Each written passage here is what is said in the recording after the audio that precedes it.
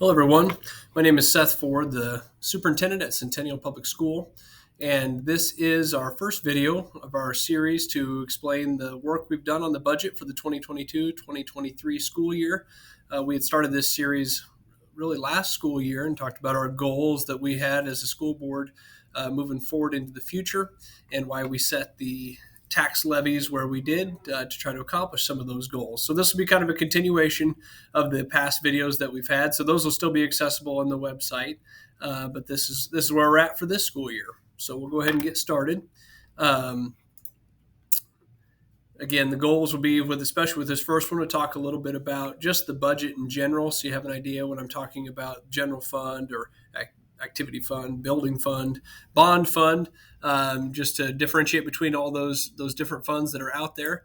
And then also we're going to just talk about the budget process a little bit, because it's different working in a school than a lot of the other businesses and when their budget timeline is. So for a school, our budget just started its cycle actually from September 1st to August 31st. And we officially have to turn in the budget for this school year to the state by September 30th.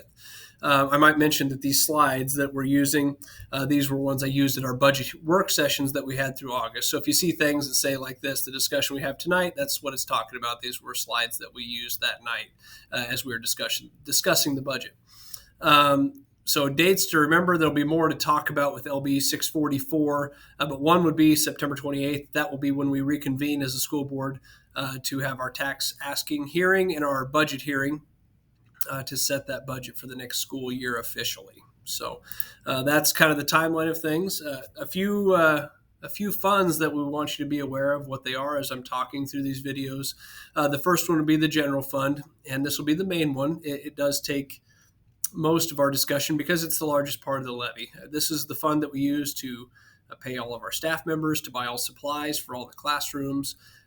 So it's the vast majority of the funds that are spent at school go through the general fund. And so that's the main part of the levy too. And so that is a taxing fund that we're able to tax into. And I will note that there's many more school funds out there. These are the ones that we use at Centennial. So we'll just focus in on those rather than on funds that we don't use. The second one would be the bond fund.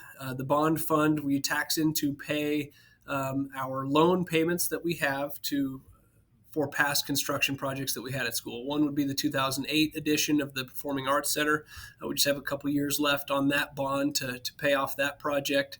The other one that we have currently would be from the 2015 bond that added the science classrooms and also the ag shop and wood shop onto the building and the gym, activity gym. So that 2015 bond is still being paid on too. We do have a few other accounts that we use. They aren't taxing funds. They're ones that either are funded through gate admission at games, such as the activity fund. I mean, all that money goes into the activity fund there. And then also if groups such as our football team or volleyball team, cross country team, if they do a fundraiser, those funds would go into their activity fund that's earmarked for their particular activity. School nutrition is similar. That money comes in through payments of people's lunch bills, and then also reimbursement from the state and federal government that comes into the school nutrition fund. And so then also our expenses for school nutrition and for our lunch program, breakfast program, come out of that school nutrition fund too. Depreciation fund's a little different one. It actually is a subset of that general fund officially, but it is still somewhat set aside. So we have the ability to transfer some money at times from the general fund to the depreciation fund, which essentially operates as it's almost like a savings account that you could put money into to defray further future costs that you're going to have. So if we had one that I've used frequently is to talk about if you had a heating unit that you knew you were going to replace at some point, you could put some money in the depreciation fund. So when that unit does get replaced, you can utilize that money to replace something existing that you already have.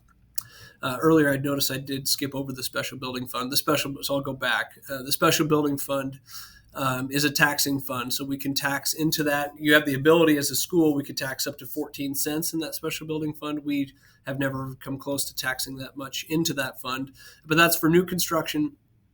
If you're purchasing land, even you could use money from the special building fund. most of the time, we're not planning on anything like that. But you can also use um, funds in there from the special building fund to replace objects too. So there's some projects that you could either use depreciation money or the special building fund. They could come from either one of those funds. So you have a little bit of flexibility with the special building fund and depreciation fund. And the last one I'll mention is the employee benefit fund, just because we do have some funds in there. It's not used very much, but so employee contributions through their paychecks, there's some money that goes into that, but it's very little, and we don't spend hardly anything out of there either. It would go for if had somebody claiming unemployment, things like that. So basically, it's a floating fund for costs that you may have, but in the recent past, we have not used any of the money that's in that fund. But I did want to mention it just because it is a fund that the school holds. Other things about education funding in general, many schools do receive state funding. I believe it's somewhere at this present moment around a third of the districts in the state do receive some equalization aid from the state government. And we are not one of those school districts. We're one of the 2/3 that do not receive any state aid. But I'll explain what we do receive. We do get money from the state. It's just not equalization aid. As you can see on the page here, we do get special education grants or special education funding. That's about 47% of our expenses that we have towards special education. We also do receive some grants from the state. And then there's Title I program, ESSER funding, which has been a big influx of money from the federal government. So those dollars still do come in, but we don't receive any equalization aid. What do I mean by that? So TIOSA is the formula that governs state aid from the state level, and it's weighing your resources to your needs as a district. And currently, just to make it a long story short, our resources equal something close to about $16 million if we did tax at our full levy, or at, I believe it's at a dollar. I believe if we tax $1, it would produce about that 16 million is what it would produce. And our needs, according to their formula, it's just over 7 million. So because there's an imbalance there, we have more resources than we have needs. We do not receive any state aid through that formula as it's currently written. There's been some discussion to possibly rewrite it, but it did not get changed for this coming school year. So as of right now, we do not receive any equalization aid. I'll see if I can move this at the bottom of the page here. We do get some of our allocated income tax is returned back from the state. So last year that was about 77%. So that's, again, I'm simplifying things, but it's around 2% of the income taxes paid from our school district get sent back to the district. And last year that was about $77,262. And this coming school year, it'll be right around $89,000, $89,062 is what will be coming back this coming school year. So that's what we'll receive from the state as far as aid payments. One more thing that's different this year, just about the process, LB 644 was passed by the state legislature, and this will be something that you'll be receiving in the mail.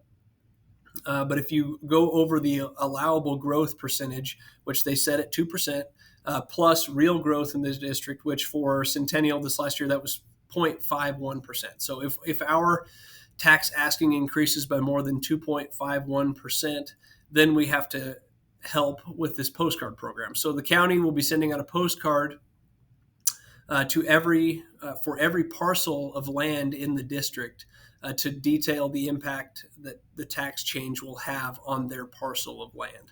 And so Seward County is handling that, and actually every Seward County school will be participating in this meeting. So you'll get through the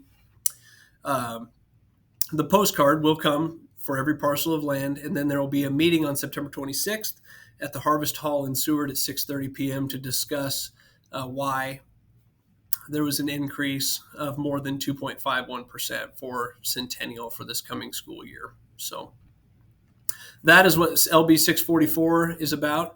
So some important dates, and again, this slide was from the presentation that we talked about at the board meeting, but on August 8th and August 29th, we had budget work sessions with the board, and on August 30th, from the information gathered in our discussions, what we had to put, what we were planning on doing or what we're thinking about doing. Nothing's official yet, but sent to the county clerk so they could start working on postcards.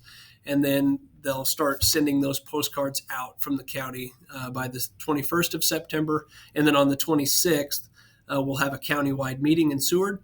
After that meeting has concluded, we will have another Board of Education meeting here at Centennial and do a board tax asking hearing and then a budget hearing as well, and look to approve a budget for the coming school year.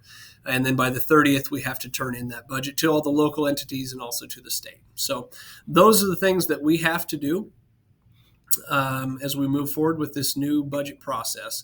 And I'm going to cut the video off here so it doesn't get too long.